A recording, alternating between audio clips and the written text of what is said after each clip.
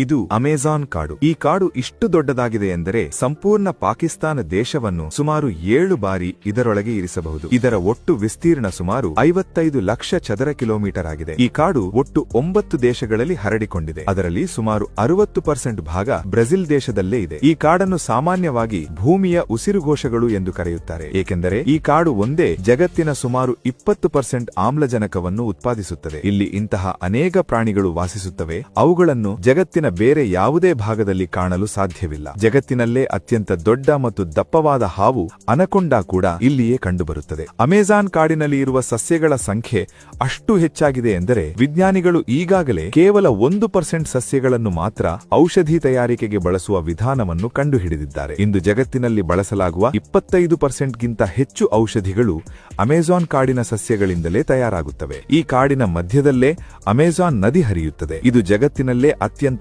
ದೊಡ್ಡ ಮತ್ತು ಶಕ್ತಿಶಾಲಿ ನದಿಯಾಗಿದೆ. ಇದರಲ್ಲಿ ಇರುವ ನೀರಿನ ಪ್ರಮಾಣ ಅಷ್ಟು ಹೆಚ್ಚಾಗಿದೆ ಎಂದರೆ ಒಂದೇ ಈ ನದಿ ಜಗತ್ತಿನ ಎಲ್ಲಾ ನದಿಗಳ ಒಟ್ಟು ಹರಿವಿನ ಸುಮಾರು 20% ನೀರನ್ನು ಹೊತ್ತು ಸಾಗುತ್ತದೆ. ಕೆಲವು ಸ್ಥಳಗಳಲ್ಲಿ ಈ ನದಿಯ ಅಗಲ ಅಷ್ಟು ಹೆಚ್ಚಾಗುತ್ತದೆ, ಎದುರಿನ ದಡವೇ ಕಾಣಿಸುವುದಿಲ್ಲ. ಇಲ್ಲಿಯೇ ಇಂದಿಗೂ 100ಕ್ಕಿಂತ ಹೆಚ್ಚು ಆದಿವಾಸಿ ಜನಾಂಗಗಳು ವಾಸಿಸುತ್ತಿವೆ. ಅವರಲ್ಲಿ ಕೆಲವರು ಇಂದಿಗೂ ಹೊರಗಿನ ಜಗತ್ತನ್ನು ಎಂದಿಗೂ ನೋಡಿಲ್ಲ. ವಿಜ್ಞಾನಿಗಳು ಹೇಳುವಂತೆ ಅಮೆಜಾನ್ ಕಾಡು ನಾಶವಾದರೆ ಜಗತ್ತಿನ ಹವಾಮಾನ, ಮಳೆ ಮತ್ತು ಆಮ್ಲಜನಕದ ಸಮತೋಲನ ಸಂಪೂರ್ಣವಾಗಿ ಕುಸಿಯಬಹುದು. ವಿಡಿಯೋ ನಿಮಗೆ ಇಷ್ಟವಾದರೆ ಲೈಕ್ ಮತ್ತು ಶೇರ್ ಮಾಡೋದನ್ನು ಮರೆಯಬೇಡಿ.